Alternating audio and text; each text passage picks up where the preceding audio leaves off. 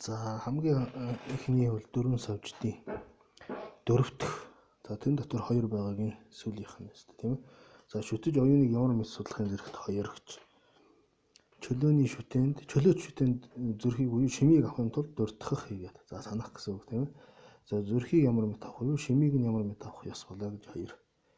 Энэ хүний бие дээрээ буюу одоо ном буян хийх гэгээр төрөх боломжтой бие дээрээ юу хийх вэ гэдэг.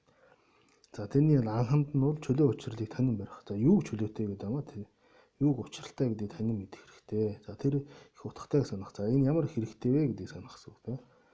За тэгээ энэ би хүн болох тэр ном үзэх биеийг олоход бэрхийг санах гэж эхний 3 баг. За анх нь хоёр чөлөө учрал хоёрыг тийм ээ. Анх нь хоёр чөлөө учрал хоёр гэж. За анх нь хураангуй буюу доодуд баг бурхан багшийн айлцсан ном байна тийм ээ. Доодуд баг гэж номныг хурал дээр уншдаг тийм ном баг. За Шагшаабаатар олон адуу сантан чанар хийгээд 8 чөлөө өгөөг төвчин тэр бээр чөлөөтийн насад олох юм ээ гэж.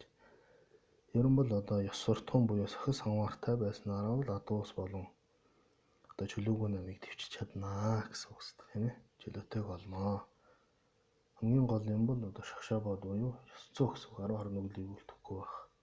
Тэргүүтэн байх юм бол одоо төрөл дэвшилж ном үзэх боломжтой тийм биеийг олно гэсэн. За 8 чөлөөгүй гэж. За тоолох ч ашиг байна тий. 4 зүйл нөхөд үл бидэх. За явах зах хязгаар ба газар ба гэж. За энэ бол эхнийх нь ашиг байна тийм ээ. За 20 ном ба шивүүл 4 гэлэнч гэж ярьдаг. За зарим нь болохоор 2 гэлэнмаа тэгээд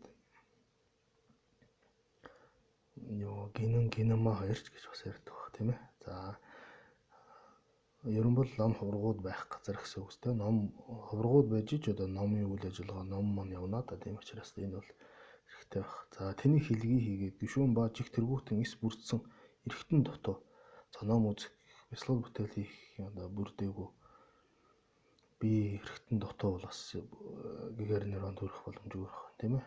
За хоёр дахь нь за урд хойд төрөл хийгээд үүлийн үр ба 3 эрдэнэ үгүй хэмээх баригч буруу үзэлтэн гэж. Шинэ хойд урд төрлийг хүлээн зөвшөөрөхгүй ч юм уу үүлийн үрийг хүлээн зөвшөөрөхгүй ч хогдод 3-т бурхан ном ховор 3-т бол итгэдэггүй бол тийм буруу үзэлтэй бол мэдээж энэ номон зөвлөхгүй шүү дээ тийм ээ. Тэгэхээр энэ бол 3 дахь одоо чөлөөгүй болж байгаа.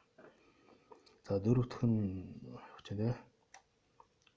За бурхан эс өөд болсон ялгуусны зорилго үгүй 4 нь хүний чөлөөгүй маа гэж. Бурхан залраа бурханы ном гараагүй газар бол одоо чөлөөгүй байна. Тийм ном нь байхгүй юм чинь эндээс гэгээр л яруу төрөх ямар ч одоо боломж байхгүй. Энэ бол хүний одоо чөлөөгүй дөр байх нь. Хүний бие явсан. За 3 муу заяа буюу хадуус бэр 5 давл мэдээж ном буян хийж чадахгүй.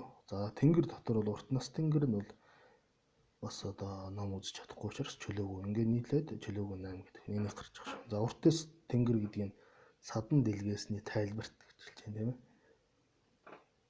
За хурам мэдэх үгүйт ба дүрс үгүйт хоёрт номсон анхан дөтгөр даяны орон их үртийн нэгэн зүгт балгадаас аглагдсны ясаа буюу хойт нь дүрс үгүй төрхийн игэл болоо гэж. За игэл байхын игэл тэнгэр байх нь тийм ээ. Анханаас гэдэг нь самдын шуваа буюу 4-р самадигийн орны тэр балгадаас жоохон хол газар байдаг.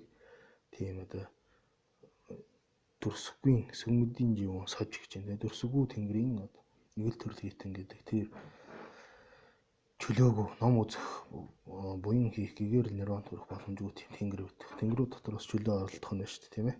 За чөлөөгүй намын үгээс хүслийн үйлбэр насад алгасран амраг хүсэл тэнгэрийн урт нас тэнгэр номсон бол жаргал нь ихц учраас ном үзэж чаддаг гэдэг баг тийм ээ. Тэгээ хит жаргалтай бол бас ном үзэж чадахгүй.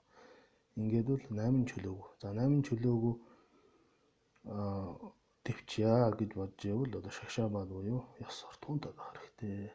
Хулгай явахгүй, хөдлөхгүй, буруу хурцлал хийхгүй тийм ээ. Арх таминаас хол ерөн бол бусдад тустай, өөрт тустай зөв амьдралаар явна гэвэл одоо ном буян гэгээр нэрон төрхийн биеийг олно гэсэн үг үстэй тийм ээ. За хоёрдугаарх нь учрал нь юу юм бэ гэж. Өөрийн 5 учрал нь гэж. За учралт 2 байх нь тийм өөрийнх болон бусдыг гэж байдаг хаа. За хүмүүн мөн ямагт дунд төв төрсөн, эргэтэн бүрдсэн, үүлийн эц буруутсан, орон сүсэгтэй үлийн эс буруутсан орон сусагтай юм болоо гэж ийм 5 юм байх нь тийм ээ. За хүм мэдээж байх хэрэгтэй байх нь хүмүүм юм гэдэг чинь тийм ээ. За төвд төрсэн үе буюу одоо бурхны намтай газар төрсэн хэлж байгаа хэрэг тийм ээ. За эргэтэн мэдээж бүрэн болсон. Үүлийн эс буруутсан гэдэг нь одоо хүнд үйл хийгээгүй эцэгхээ алах тэргүүтэн их ярахчин их одоо хулгай том хулгайны үйл хийдэг хүн бол бас ном үцхэд бас жоох хэцүү. Гэр нэрван төрөх дүүлэр хэцүү гэдэг шүү.